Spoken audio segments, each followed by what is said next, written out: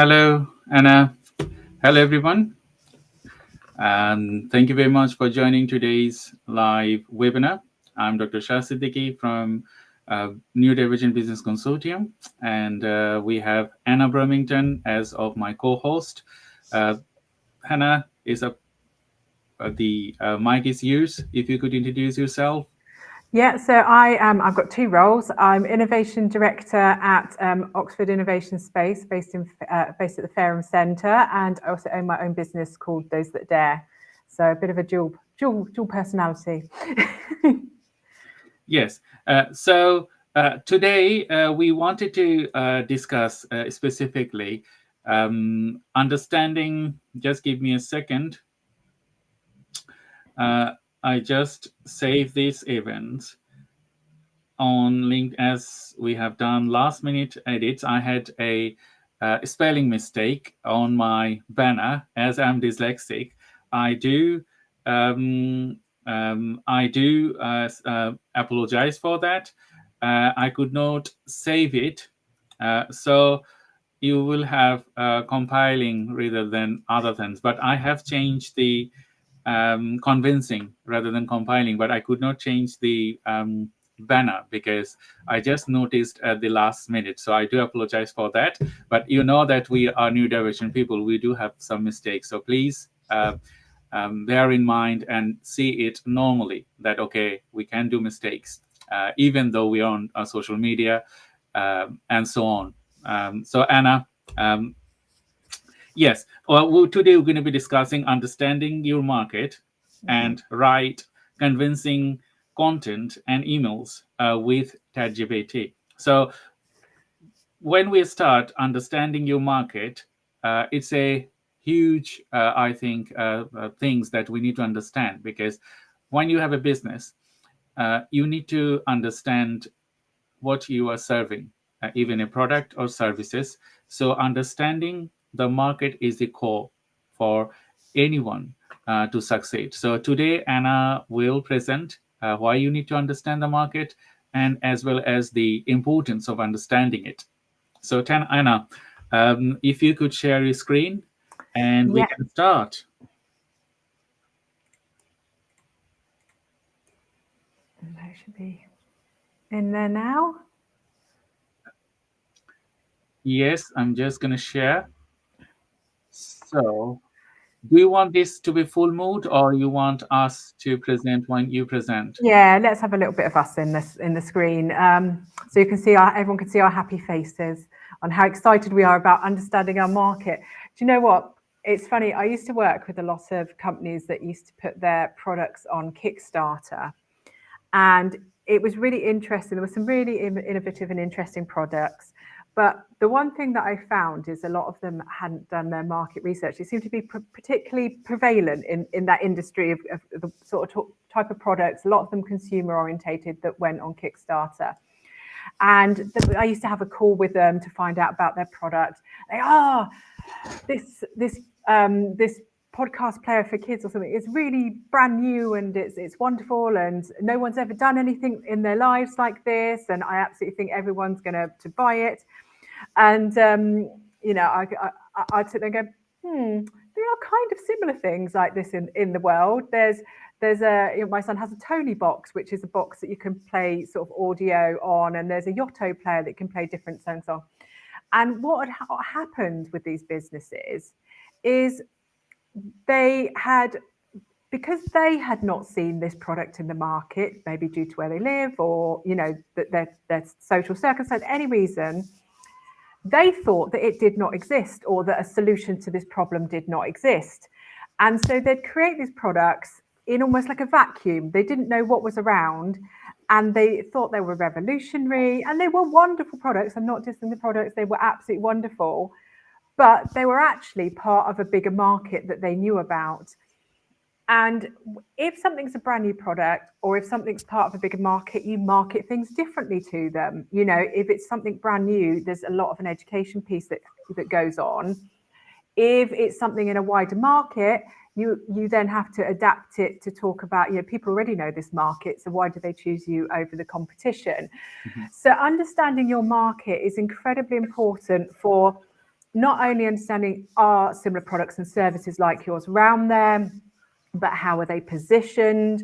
You know, what are people currently buying? Who, you know, what's the pricing like?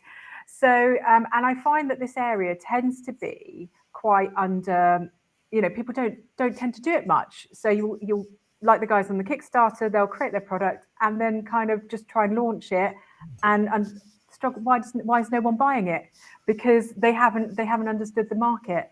So in this sort of, I've just done a few slides in sort of why this market research is important and what you can do about it. So it's really good. As I was sort of talking about the Kickstarter, informed decision making. How are we releasing this product? What price are we doing? Who are we marketing it to? Staying competitive. It's around making sure that if everyone else is charging £20 for a product and you're charging 100, are you competitive? If it's exactly the same product? You get it a lot with sort of consumer items, Mars bars, etc. But in bigger things as well, such as service-based businesses, are you staying competitive? Or if you're more expensive or cheaper, why is that? Meeting customer needs and keeping them happy. If you don't know the customers and what they want, how can you meet their needs? You need to understand your audience really well. And also understanding, if you've already got customers, how you keep them happy. So, your customer market is really important. Mitigating risks. We've seen things come up, in England, we've had cost of living crisis. I mean, everywhere we had COVID. Is there things that you can see, currently the rise of AI, a lot of people that are future looking could see AI starting to come into the market. So they jumped on it quite early. So mitigating risks so that something like that doesn't stop your business from happening. We've got great examples. Blockbuster Video, this is for if people in the UK, I think US as well. They were videos and then DVD rental service, and they didn't keep up with the market. So Netflix, who I think they originally did DVDs through the post, started doing online video. But people like Blockbuster didn't catch up with that, so they disappeared into oblivion. So making sure that you're looking ahead and then driving growth and sustainability as well of your business, because you need to be constantly looking forward in the market and learning from others as well to keep yourself moving and growing. It's a bit like, if you're in a stream and, I find like market research is a bit like paddling. If you're in a stream and you stop paddling, you stop researching, you just start going backwards and everyone starts overtaking you. So research is that keep paddling to make sure that you're at the forefront of your business and your competitors. And there's kind of three main areas of sort of market research. There's an understanding your market. It's customer research, which is your customers and potential customers, their preferences and behaviors. There's competitor research, what are their strengths, weaknesses, what are their strategies, pricing, etc.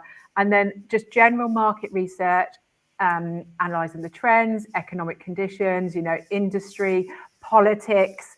It's a huge market research is a huge area. So what I thought I'd do, now I love a tool.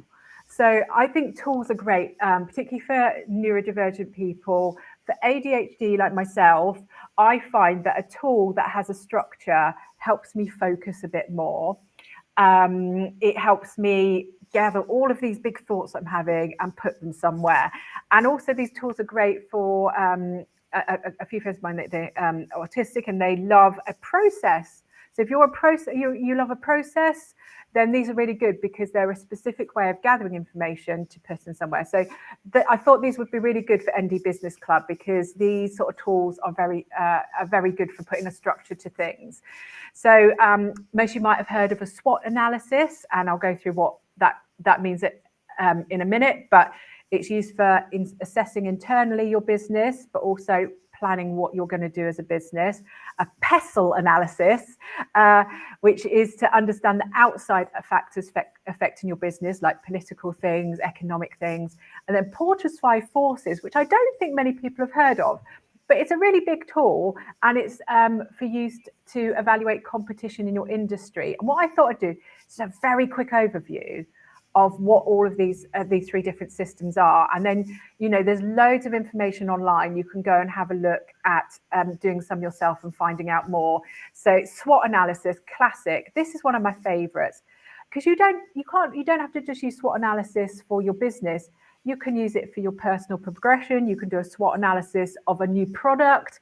You can do a SWOT analysis of your marketing. It's like the most versatile tool. And even I forget to use them sometimes, and everyone forgets to use them. And they are just a simple way of gathering some thoughts on a page. So it stands for strengths, weaknesses, opportunities, and threats, for those who haven't seen it. So helps you understand your internal strengths and weaknesses. And then you look at the external opportunities and threats. And it's just a good way of getting a really current picture of your situation right now, and looking at where you can head. And I love it because it's just really easy. I don't have a great attention span, so I find these quite easy to do. So things are strengths. What does your business do well? Weaknesses, area where your businesses can improve. And opportunities, they're external factors that can benefit you. And I mentioned AI. You might think AI is something that could benefit your business. And then threats are external challenges that could impact you. So I mentioned things like COVID, cost of living, but it could be regulatory changes, things that are happening in the world. And then I found this online, a really nice example of a SWOT analysis this was of an EV charger company, and they'd looked at their strengths and weaknesses. And you can see you don't need to do a War and Peace, like huge document for this. It's 4 boxes on a page that you put a few strengths, a few weaknesses, a few opportunities, and a few threats.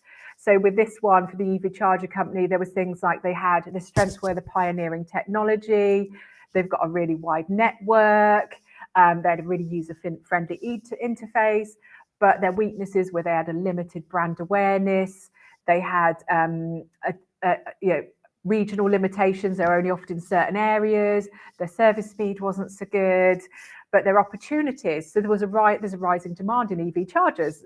In the current climate, the possibility for partnerships, because there's more people coming into the space to partner with. They're quite innovative because they're a small company, so they can innovate quite quickly. And then there's some threats. So, competition, there's more people coming into the market, regulatory change, I can't even speak now, changes. In a new market, the regulations change quite regularly. Oh God, I'm repeating words now. You have to be quite fast paced in what's legally happening and what's going on, but they could be a threat, because if they suddenly say, oh, we can't do something, you've seen it recently with AI, where there's bills being tried to pass that say, oh, you can do this and you can't do this with AI. If you built your business on AI and suddenly they said, hang on, you can't do that, then there's a problem going on. So you have to think about these future. So I really recommend having a look. If you want to do any of these 3, SWOT is the good one to start with, because it's really, really simple. And give it a go. And there's loads, have a Google, there's loads of stuff about creating SWOT analysis. And like I said, just 4 boxes on a page, and have a little bit of research online to try and get these. But also, it's a good place to download your brain. I'm just going to quickly go through PESTLE. This is actually my other favourite. So it stands for Political, Economic, Social, Technological, Legal, and Environmental. And this is things happening outside your business. This is not inside your business. This is a world around you, because no business is an island. We've had Paperchase in England that disappeared recently. Lovely stationery, wonderful stuff. But, why did that go down? They had a lovely product, actually quite loyal customers. And, it probably wasn't all their fault. We've got other stationery people. We've got people buy on Amazon. There's, we have in England, WH Smith, which is another big chain. We have all these other areas probably undercutting them on price, offering a different selection. So, they would need to, sort of be able to adapt to these changes in the market and be able to sort of see what's coming. So with 𝗕SL, you do need to do a little bit of research on it. So SWOT, you can do a lot more out of your head. Some of 𝗕SL you will, but I tend to need to do a little bit more research. So it's things like political, so look at government policies, regulations, political stability. For the economic side, you're looking at economic trends, inflation rates, economic growth, unemployment levels. Social, you've got things like social trends, demographics and behaviour. And, I tend to do a lot of desk-based research for this. Technological, what advancements are happening, what innovations happening, legal laws and regulations that affect your business. I work a lot with companies that work in government, and there's a new Procurement Act that might be happening. It was supposed to happen in October, but it's moved to next year. That will be a huge change for anyone that's working and wanting to the government to take on their services. We have a big thing in the military at the moment around here where they are reassessing their budgets for the next year, and so their budgets may not be as high. So that's a huge factor, that anyone that has their business that works with Ministry of Defence, they might not be able to get money from them. So these outside things really affect your business. You've got environmental issues and regulations, huge, particularly with the younger generations becoming more environmentally aware. So you might not be able to see this, but basically this was a law firm that did a 𝗕SL. It's a really interesting one, because what they did is they put down the political, economic, etc. down in a grid, and then instead of just doing a current valuation, the first column, they looked at what's happened in the last 12 months in each of these things, and they just put one thing down, what really important thing. So in legal, 80% of law courts closed for the pandemic precautions. This was just after the pandemic. And economic, UK GDP shrinks by a historic 11%. So they've put some things that have happened recently. Then they went on to next 12 months. What do we think is happening in the short term? What do we might need to act on now? What's happening, do we think, in 2 years' time? And what do we think is happening in 3 years' time? So they've done a time-based one, which is fantastic, because things that happen in short term, what do we need to act on now? You can concentrate on those first, and then you can prepare for the future as well. So 𝗕SLs are really great. Once again, such a big tool. If you have a look online, you'll find some brilliant bits. And just a quick one on Porter's 5 Forces. This is really great for analysing competitors in your area. So once again, it's a really simple tool with just a few boxes to fill out, and it just helps you look at the strengths of the competition and how you may be able to gain a business advantage, because that's what it's all about, getting you more business. So you look at competitive rivalry, how many and how strong are your competitors, how much power do suppliers have. We've seen it pretty much across the world at the moment with fuel prices. So, we have wars and things going on in the world that have pushed up fuel prices. The suppliers have pushed these fuel prices up, and there's not much anyone can do about it. So you have to be aware of the supply powers. Buyer power. So if there's lots of options in your market, do the buyers have a lot of power because they have a lot of choice? And then things like threat of substitution. If they don't choose your product, could they choose something else instead? For example, if someone doesn't want an iPhone, they could have a Samsung Galaxy. They could so easily substitute those products for each other. And then threat of new entry.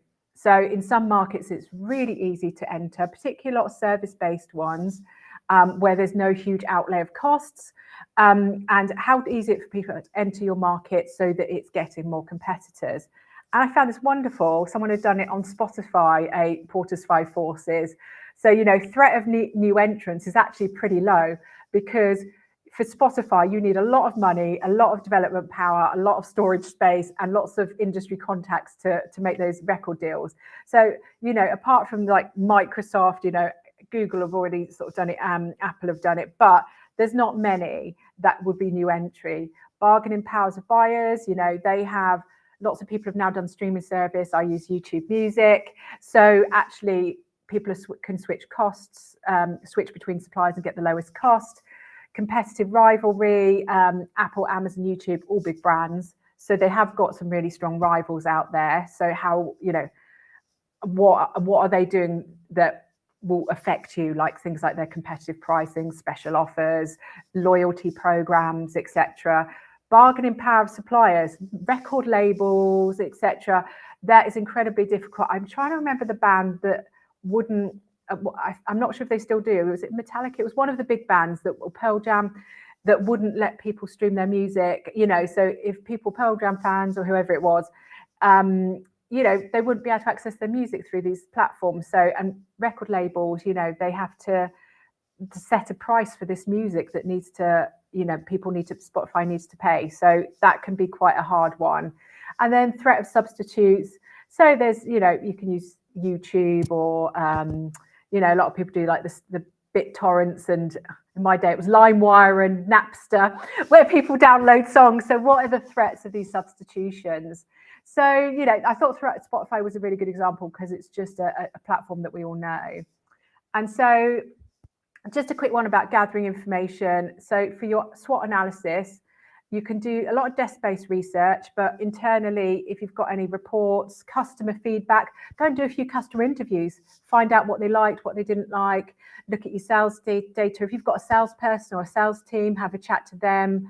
I love doing an interview with sales teams and finding out all the gossip about customers. You know, for petal analysis, looking at that wider thing, look at news outlets, government websites, social media, you know, a big amount of desk-based, you know, you don't have to spend hours on it, but do desk-based research for them. I follow a lot of publications, industry publications, and I get their emails into my inbox every day with just the highlights, and I find that really useful for sort of petal analysis. And then, you know, Porter's 5 Forces, look at industry reports and competitor websites. You know, they might have a list of the top people in your industry and what they're doing at the moment. And just last one, just make sure you act on this research. So the worst case things that I've seen is people spent this time doing research and don't do anything with it. Use it to create your business plans. Use it in your marketing strategies. If you're going for investment, use it in Investor Index.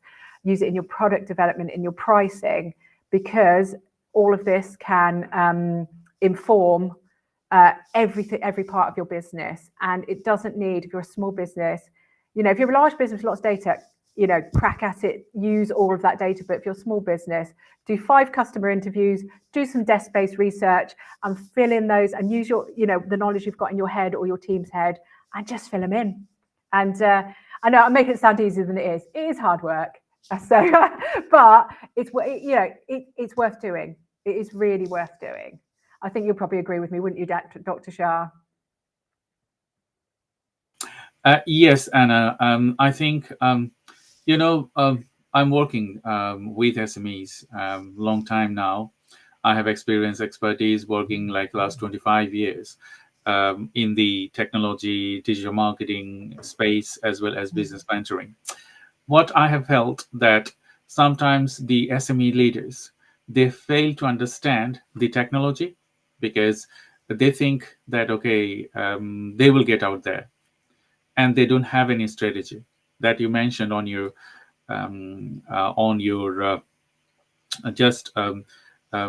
informing people that, okay, you need to have right strategy, like the comparison of Netflix with the comparison of Starbucks, you know, the video, Blockbuster. Yeah. Blockbuster, I know from my childhood, is there. But Netflix captured their markets. Why? Yeah. Because they didn't think what they can bring new changes. Even though they were successful within their business past decades, but now new businesses are coming, capturing the old businesses. So when you do not have a mindset like, okay, you need to think about a strategy, the things you just have shared, people do not think about them. And if you wanted to talk to them, they have a attitude like, okay, I know everything. Who are you to talk to me like that? That's the danger. That's the really danger. And the problem with that is we all have our internal biases as well. So sometimes you need some external research to see whether we are biased in our thinking. I've worked with a couple of companies and they were like, oh, yes, this is our target market and this is what we want. And then when we've done some research, we found like this other huge target market they'd never even considered because they'd so set that this was their market. And then when we brought those markets in, they've doubled in doubled in customers because they were so set that this is the market, this is who we're dealing with. And actually, it was funny when one of them, this new market, was actually easier to sell to because they were really keen on this product and people weren't selling to them. So it's getting rid of those internal bias, and that's what I love about research. Every business owner has a great vast amount of knowledge, but we look through it for our own eyes. A friend of mine uses a term, you can't see the label from inside the jar. So we're seeing everything from our own eyes. We're not seeing the label from the outside, actually, which is what our customers see. And I think there was the head of marketing at Marks and Spencer said, she said, I look at everything through the lens of Marks and Spencer's and I can't see anything else. So having that external overview of what you see is really important for just making sure you're not missing. I think the biggest thing is you're not missing out on something. You might be missing out on a huge opportunity. I mean, I'm in marketing, and yet I sometimes get stuck inside the jar. So I even hire consultants for my own business to just help me look back inwardly. It's a really healthy thing to do, and it's well worth doing. And even if you haven't got, if you can't afford a consultant, I'm members of lovely groups like, Mums in Marketing, or this Mark Schaefer's Rise community, which is a big marketing community. And I'll just ask in there, can I have an outside perspective? Because people are willing to help each other see the label of the jar and what's going on in their business. I totally agree with you. I was working with the clients, and as a third person, I will never ever utilize my knowledge to misguide them. Okay, so what I do as impartial advice, yes, I do marketing, I have digital innovation, I do a lot of other things, business development and so on. But when I talk to someone, I portray the right thing for them. Like, okay, you have a problem of accessibility, you have a problem of your marketing strategy, or you have a problem of your digital innovation. It's up to you how you can fix that. But for me, I can give you the right thing that you're going to be happy if I say, oh, you have a fabulous website, but I'm not going to do that, because I will, as you said, I'm from outside and I'm going to see as a 360-degree view what is the problem, and I'm going to point that with you. It's you. If you have funding, you fix it. If you don't, then you cannot overcome your barriers. So that's one thing. Another thing from our conversation, you just mentioned that when you are in the jar, you do not see the labels, and most people, they failed to understand them. They said, okay, we know everything. And another thing I realized when I work with clients, that they love their brand so much, they do not do SWOT analysis. Okay, the strength, weakness, opportunity, and threats. That's critical, isn't it, for any businesses to go to the next levels. I love my child, I love my business, but I am also open for someone else to talk about my gaps. And that's why I'm a strategist, because as you mentioned, that you hire someone from outside to guide you through what mistakes you are making. So in that relation, I think we can extend our conversation why they should see out of the levels, considering they know everything by themselves. Yeah, I think it's incredibly hard, that particularly if you've been in an industry a while, it's sometimes hard to admit that you don't know everything. I've been in marketing a long time, over 20 years, and sort of did across digital and different areas of marketing. And I remember going into Game, and I worked at heading a digital marketing team at Game, and I had this young team.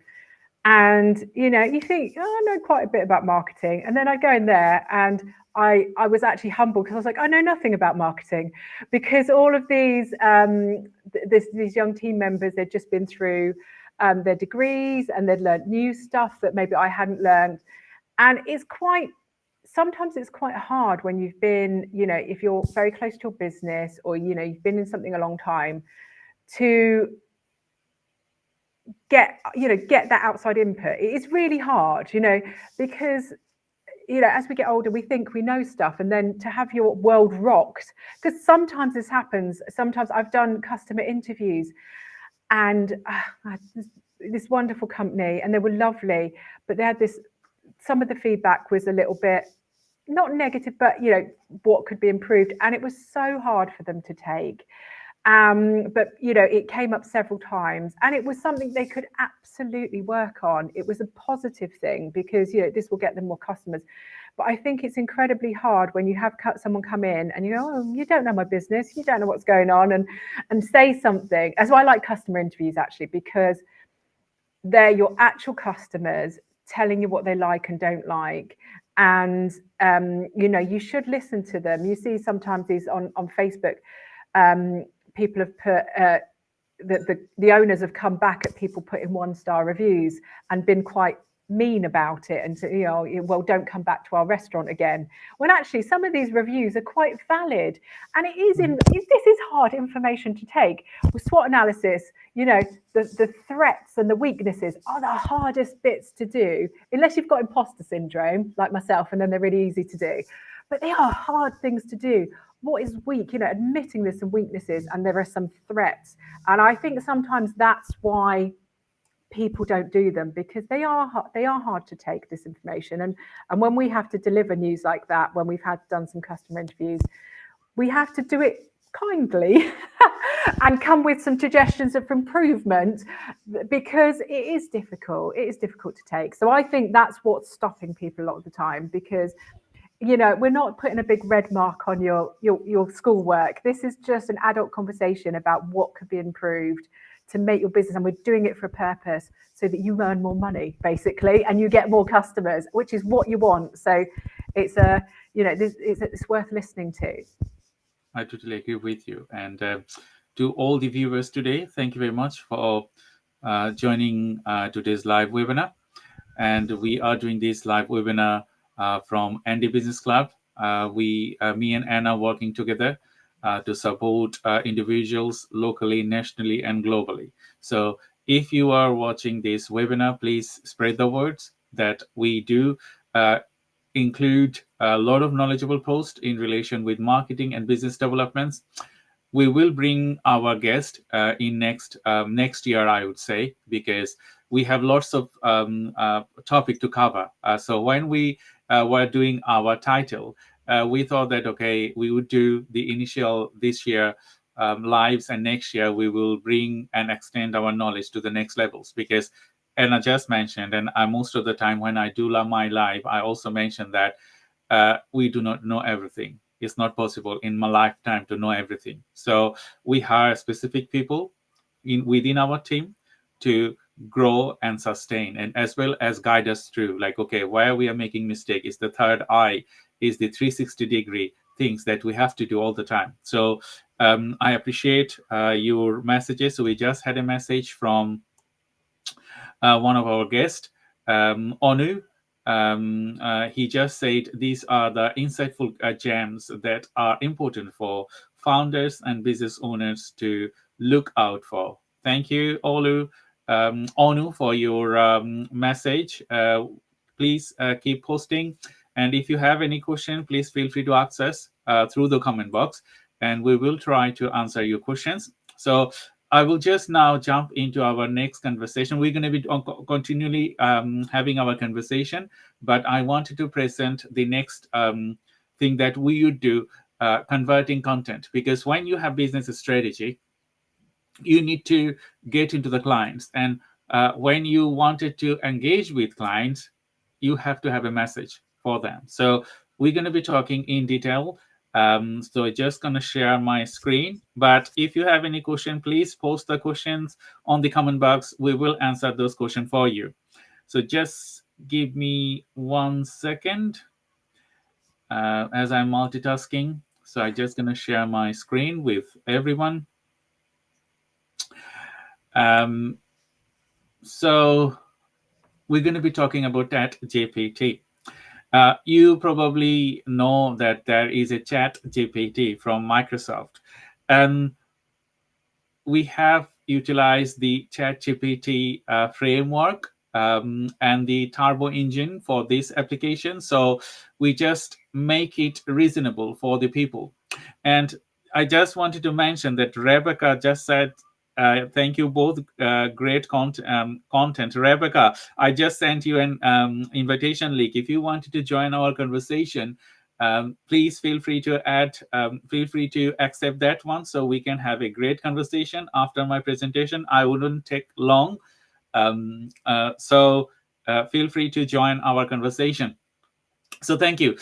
So TedGPT, we have developed TedGPT to understand, because I'm a neurodivergent person, and you know that we struggle with a lot of different things. So why we have developed it? Because TedGPT can give you a format, and that format is those things, or those puzzle pieces, or those bricks that I have and my team, we have laid out for specifically people. They have problem with formatting. They have problem with specific things. They don't understand how to write content through ChatGPT.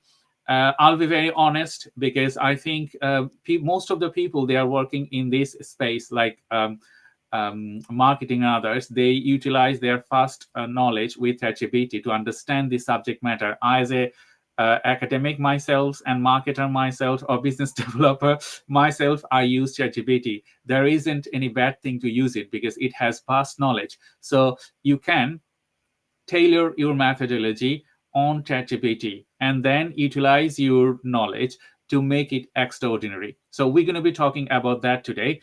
So with ChatGPT is a writing software like ChatGPT. We have used the Turbo engines.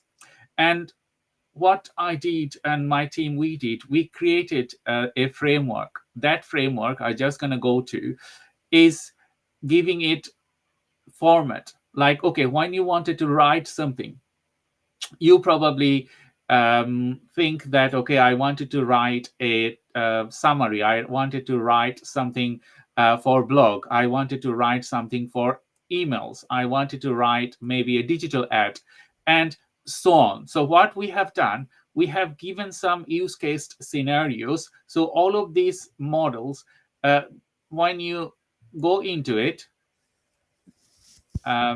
we have a model here. So it's just guiding you to write your content for this specific purpose. So our model will write a Facebook ad. So when you start writing the Facebook ad, it will write it down. And then you utilize your knowledge to get this content to the next levels. Because, most of the time when I lecture, or when I share my knowledge with these platforms or live content, I always prioritize that, yes, ChatGPT is to give you the granular level things. Then if you wanted to make it extraordinary, you need to invest your knowledge on that. You cannot copy and paste ChatGPT to your content.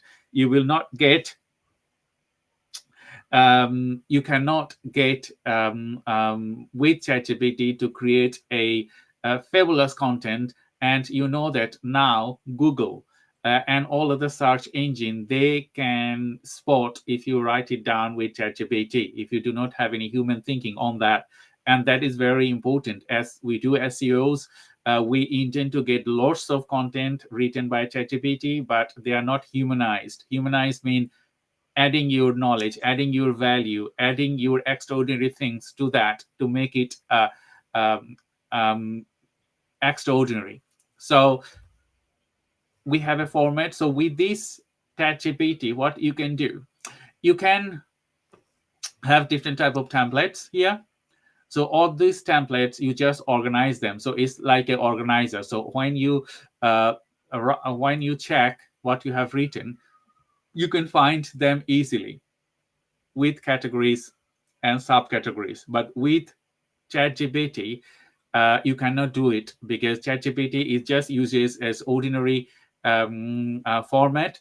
So they are posted like and managed like date wise. And if you use ChatGPT you will have like different dates, and with different dates you will have many contents, and you cannot sort it out. And that's a business model they have produced, because they need to attract people like us to develop systems that will fulfill the needs or fulfill the gaps that they have created. So that's another business model. And with us, we created the TedGPT, this model, for you to like, okay, which post you disliked, that you didn't like it and you wanted to work more, which post you have liked it, like, okay, this is the post you have liked, or I don't have any disliked or liked post here, or you have any favorites posts, that which one you have favorites, and as well as all the posts that you have, all the content that you have written, it is available for you. So with this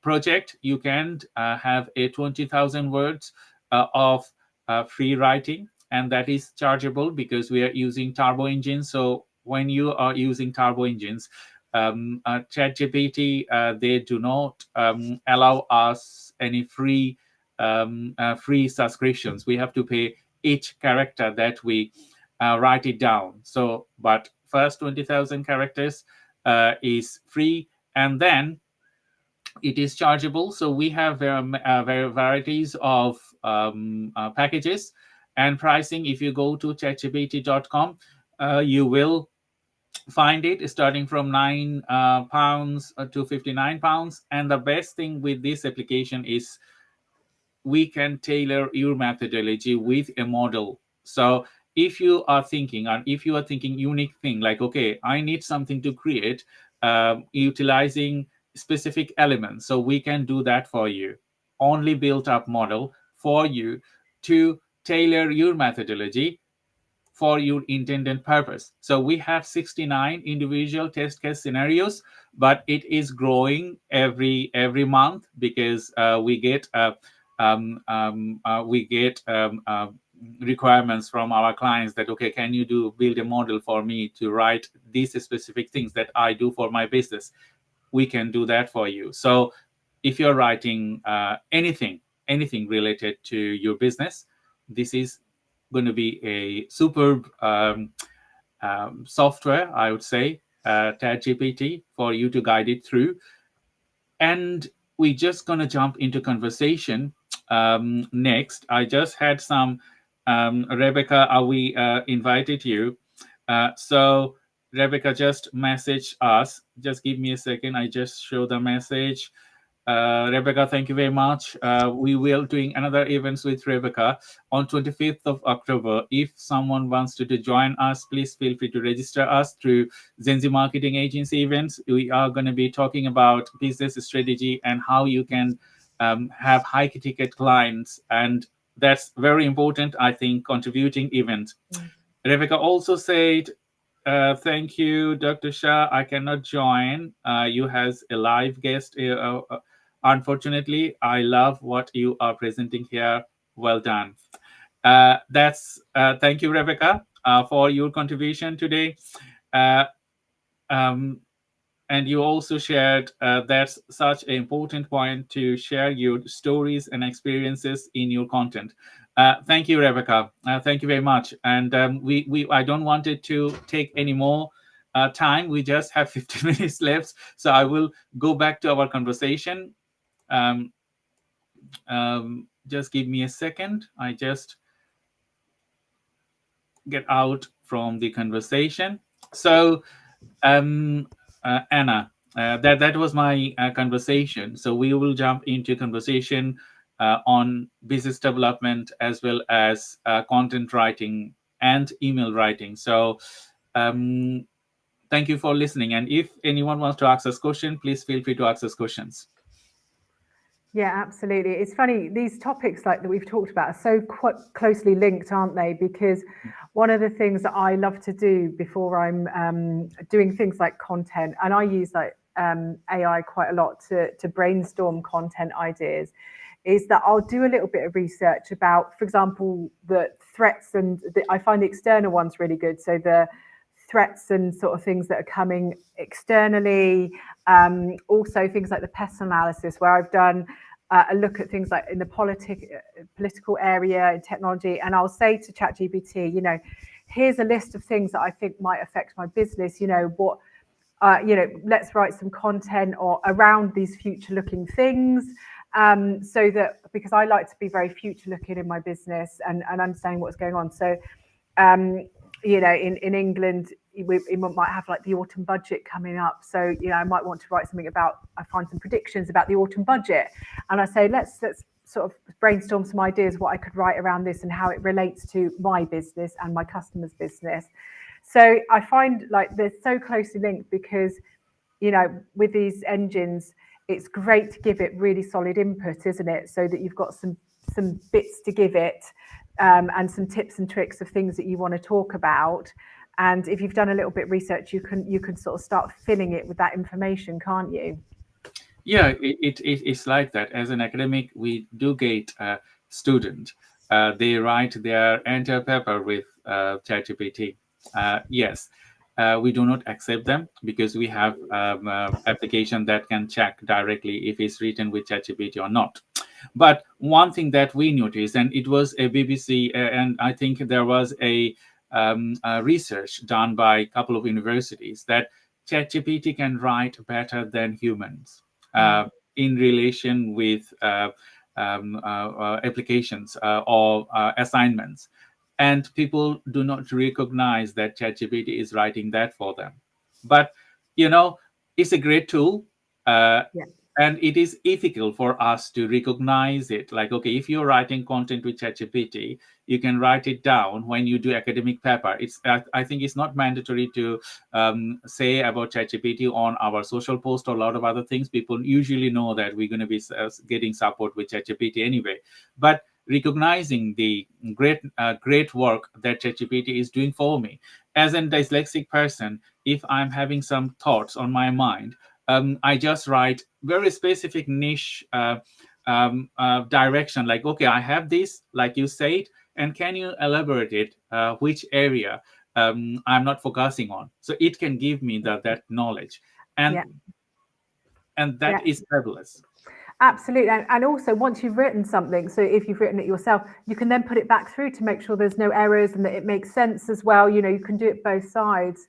No, I 100% agree. And actually, it's a really good point, you're saying about dyslexia. I think that AI is going to be a huge leveler up for disabilities in general. So I have ADHD, which makes me, sometimes with me, one of my traits is that I struggle to form thoughts sometimes, and I have lots of sort of random thoughts, and sometimes I will put them into ChatGPT to help me make sense of them. But also I have fibromyalgia, which sometimes causes brain fog. So sometimes I just sit staring at my screen. So I just start talking to ChatGPT, and it's like having someone in the room with you. And you can just start off with just asking ridiculous things and just trying to get some ideas out of your brain to get it going. And I think that, from lots of different ways that we're seeing, TedGPT, like you've got people that maybe couldn't communicate their thoughts previously because they weren't capable of doing that. They can then start communicating. If you think about second languages, if you want to write in your second language, ChatGPT, you can ask it to write in British English or a different language. So it can help you sort of formulate your thoughts in different ways if if you just struggle to speak. We've seen a lot of the language ones these days, haven't they, where you're actually, I saw some demos of 𝗏𝗏, which was like a mini podcast between two people. If you can't speak or you can't vocalize, you can now vocalize through AI. And I think, from a disabled community point of view, this is going to be a huge game changer, and a leveling up point of view, because we're going to be able to articulate our thoughts, focus ourselves, communicate in ways that we never were before. And I think it's a wonderful thing. I totally agree with you, because when you talk about specifically business developments, you talk about business developments is not end when you have a strategy. A strategy is your beginning, but then you have all those puzzle pieces. You need a marketing plan, you need a sales plan, you need a business growth strategy. and you need a content strategy. What are other things that you need? But some people, they get overwhelmed when I talk to them. They said, okay, who's going to do that? Yeah. Yeah, I do. it's it's a lot of individual things that you have to consider, and we don't have Mm. that people, and we don't have that budgets. But you know if you're a business, you wanted to grow your business, isn't it? So to grow your business, sometimes when I talk to people, they say, okay, what I will do, I will earn and invest. But you can earn and invest, that's okay. But before you start earning, you need to make your invest. Because if you're a business, if you do not invest to get everything sorted, you will not start earning money. So people also wanted to do as do it yourself, DIY, so they will Yeah. learn things. They because but Yes. learning things is not like you can do in 1 or 2 days or 1 or 2 months. If you are a strategist, Anna, uh, it took us long time to become strategists, to become business builders, to become expert what we can do. To all the viewers, Anna's and my profile, it's overlapped different things because she had education in software developments, and I had the same. She is doing business development and marketing, and all the things, we overlapped each other, so we understand technology. And nowadays, you have to understand technology before you do anything else, because without technology you can reach your target audience. And sometimes our business leaders, they fail to understand them, aren't they? Yeah, I 100% agree. I feel like, the technology, I mean, I'm showing me age now, but, when I started when I was at school and I was doing my A levels, we weren't allowed to use computers to type our essays because it was considered cheating. So because there was spell checkers and you actually graded on your spelling in your A levels, which was incredibly difficult for people that were dyslexic. And there was no help back then either, no support. But you weren't. It wasn't on your knowledge; it was on your spelling. So and then when I went on to my degree, so I did a degree in computing. Everything was all your assignments were done on computing. It had been accepted that you could do assignments on the computer and you could use a spell checker. And it was over a few years that this happened, but it happened. We became, there was an acceptance that came, and I feel like it's going to be that same with our AI. There's going to be this acceptance that we realize that, there's, as humans, we sort of constantly evolve. And if AI can do these tasks at the bottom that, they're a bit boring tasks, we don't like doing them, we all hate these manual things, but they're part of our job. If we can sort of automate and get it to help us with some of those, we can do this set of tasks as humans. Our brains are incredibly powerful. In 2024, we're learning things that we've never learned before. So can we do this and then maybe progress to this up here, because we're not spending time doing this down here. I'm not saying it because some people love doing the manual tasks, and there will be manual tasks that we cannot automate and cannot be done by computer. But for those of us that struggle, I've got ADHD. I really struggle with these tasks down here. Dr. Shah will know. Dr. Shah is very organised, and when we're organising these, he says, right, these are the topics we want to talk about, and this is when it is. And as an ADHD person, I'm like, thank goodness Dr. Shah is here, because you are so organised and you are so processive, and it's wonderful. But for me, I struggle with these processes. So if I can automate some of those, so I can do my ADHD ideas thinking up here where I'm comfortable and where people get the most out of me, then, and I think like you said, Dr. Shah, that bosses they will start hopefully coming around to this, that actually we can. I don't know if there's some sort of thing that they feel like we have to do these manual tasks. That's part of work. You must be miserable at work. Or there's some sort of old-fashioned attitude to this, that you must do them. So, but actually, why not? Don't let me do those tasks. This is where I'm good. Use me for this, and let me automate this. So, and I'm sure you're the same, Dr. Shah. There's things that you love doing, you're good at, but other things you'd much rather do with via AI and automation. That's the thing. We just had a questions from Onu. So I'm just going to share that one. We don't have that much time today.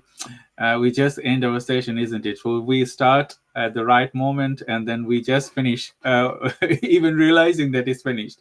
So, Onu, you just have these questions. Anna spoke on pastel analysis, which was great. However, I noticed the UK market is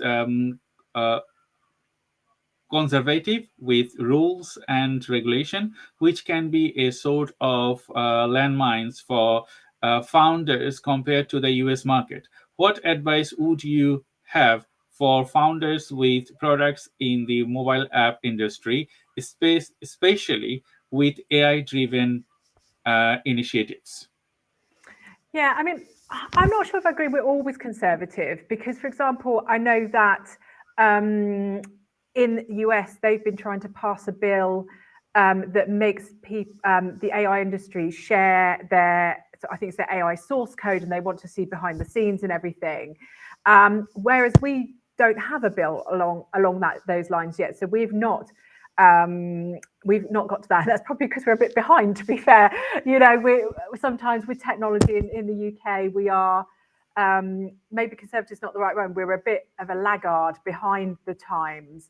So that can be a little bit of an advantage at the moment because we can, you know, help to drive that sort of policy. If we can, you know, catch up and we've got a bit of a more free area to be able to do that. But, you know, for founders of products with mobile app industry, I would say that a lot of our rules and regulations in the UK are quite grey area. They seem quite conservative. But I mean, we were talking the other day about accountancy, and when I took my business partner on, we wanted to find out the rules about how much she would have to pay for shares. And we went to several accountants and a couple of lawyers, and they were all like, well, it's a bit of a grey area because you've got to value these shares, and it depends where you are in your business. And if you haven't done this and if you haven't done that, then they might not be worth anything, but they might be. But there's no strict rules on it, really. So although we seem like we have quite strict rules, there is a lot of debate and grey area, and maybe that we don't go to court with a lot of these things, so they're not always decided.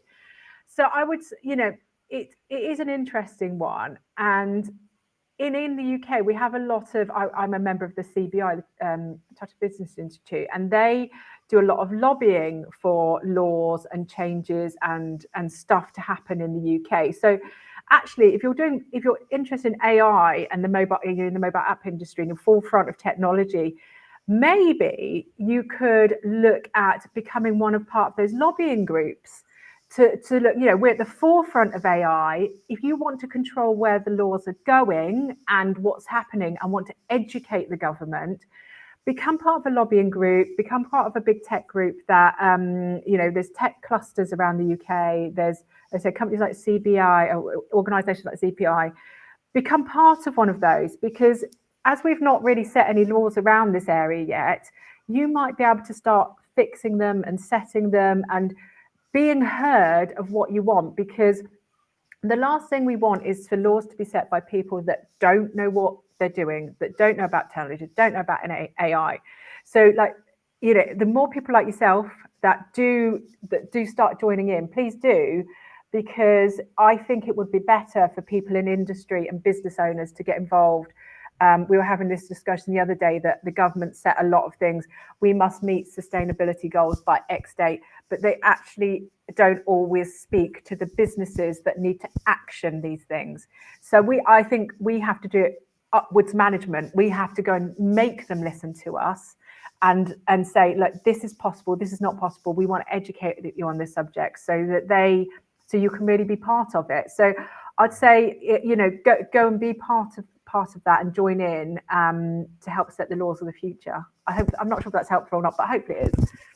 I think it is a great advice, Anna, because as a application developers and having a PhD on AI, I prioritize system that can build AI technology. And you need to be ethical. The first thing, you are ethical, and whatever you do, you do not want it to harm something, or you do not want it to create something that will transform the society to a different worst levels. So be ethical, and there are guidelines with ICO and a lot of other organizations in the UK. So if you're building an AI application, first you have to have a methodology that what you wanted to do, and that methodology, if you're including participants and all other things, you have to have approved from the specific organization or the community or the organization of the government. So think about those first, and you will start getting guidelines from them. So when you start it, you will know why you wanted to improve, why you wanted to change. So if you wanted to talk to us, you can DM us, and we can maybe look into the matter more in detail, because we don't know what type of application you wanted to make, and what you wanted to achieve in the future. So we just ended our session. We're just 2 minutes over, Anna. So I think we can, and thank you everyone for joining today's webinar. We're going to be bringing another events next month, the second week of November. And please stay tuned. The event is up on the NVC page. You can register for that. We have many registered users for these events. And thank you everyone for joining. Anna, if you could say thank you, and we can say bye-bye together. Brilliant. Thank you so much, everyone. Yeah, happy to be DM'd, or if you want to put any questions down in the comments on LinkedIn, I'll pop on and answer them. And really thank you for all your comments today. And yes, happy market researching. Thank you. Thank you, everyone. And we're going to say bye-bye together. As you know, this event is from ND Business Club, and we intend to create knowledge, expand our network. So please spread the word. Until then, until next month, thank you, and bye. bye. Thank you.